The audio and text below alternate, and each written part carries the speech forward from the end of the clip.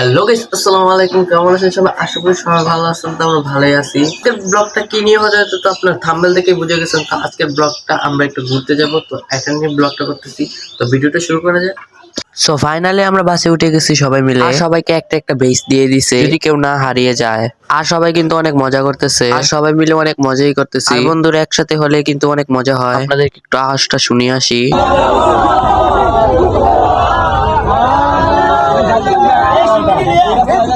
আপনারা সাউন্ডটা শুনে বুঝে গেছেন কেমন মজা করতেছি। আর এই চ্যানেলটার ভিতরে এতদিন ব্লগ ছাড়া হয় নাই, তাই একটু আজকে ছেড়ে দিলাম। আবার কিছুদিন একটা পতাঙ্গার ব্লগ পেয়ে যাবেন। তো আমরা পতাঙ্গা কি কি করি এটা নিয়ে ব্লগটা করব। তো ভিডিওটা দেখে অবশ্যই লাইক সাবস্ক্রাইব করতে ভুলবেন না। সবাই তো দাঁড়িয়ে অনেক খুশি খুশি করতেছে। আর এখান থেকে আমরা 4টা বাস নেওয়া হয়েছে। তো আপনাদের সাথে আবার যাওয়ার পরে দেখা হচ্ছে।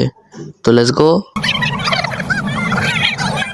তো ফাইনালি আমরা এসে গেছি, আর এই পার্কটার নাম হলো চট্টগ্রাম মহামায়া লেক। আর এই পার্কটার ভিতরে আমি ঢুকে অনেক মজাই পাইছি। এখন আমরা হেঁটে যাচ্ছি একবারে। ভিডিওটা দেখতে থাকুন আর এনজয় করতে থাকুন। তো আমরা পাহাড়ের উঁচুতে আবার গিয়ে দেখা হচ্ছে। তো দেখুন কত সুন্দর, অনেক সুন্দর গাছপালা আর গাছপালার সাইড দিয়ে পাহাড় আর পাহাড়। আমার কাছে তো পাহাড় গুলা দেখে অনেক ভালোই লাগতেছে, আর অনেক সুন্দর সুন্দর জায়গা আছে। তো আমরা উপরে উঠে আবার আপনাদের সাথে দেখা হচ্ছে।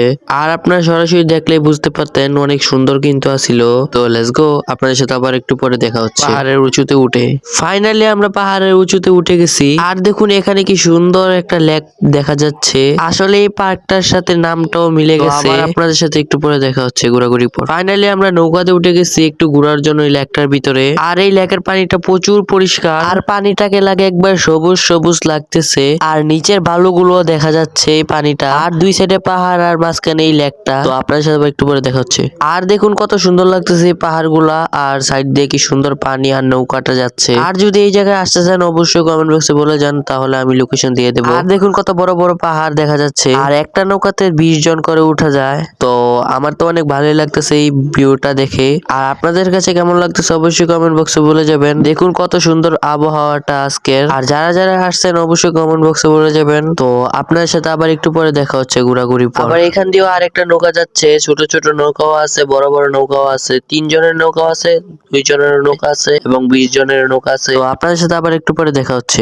ফাইনালি আমরা ঝর্ণার পানিতে এসে গেছি, আর এই গরমে ঝর্ণার পানিটা প্রচুর ঠান্ডা লাগতেছে, প্রচুর ঠান্ডা লাগতেছে। আপনারা দেখে বুঝে গেছেন, দেখুন কত সুন্দর লাগতেছে। তো ঘোরাঘুরি শেষ, আবার বাড়িতে গিয়ে দেখা হচ্ছে। ফাইনালি আমরা বাড়িতে এসে গেছি, আর আমরা রওনা দিয়েছিলাম গিয়ে 8টার দিকে, আর আসছি ফজরের সময়। আর যারা যারা পতঙ্গার ব্লগটা দেখতে চান অবশ্যই কমেন্ট বক্সে বলে যাবেন, শীঘ্রই পতঙ্গার ব্লগটা পেয়ে যাবেন। তো ভিডিওটা এতটুকুই, আর ভিডিওটা যদি ভালো লাগে অবশ্যই লাইক করে দিবেন। তো ভিডিওটা এতটুকুই, তো আল্লাহ হাফেজ।